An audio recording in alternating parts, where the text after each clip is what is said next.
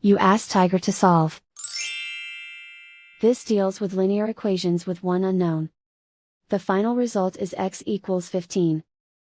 Let's solve it step by step. Group all x terms on the left side of the equation. Subtract 2x from both sides. Group like terms. Simplify the arithmetic.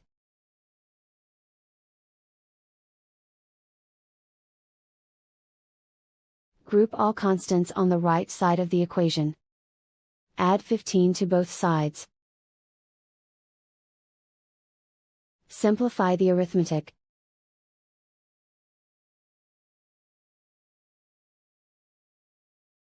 And so the final result is x equals 15.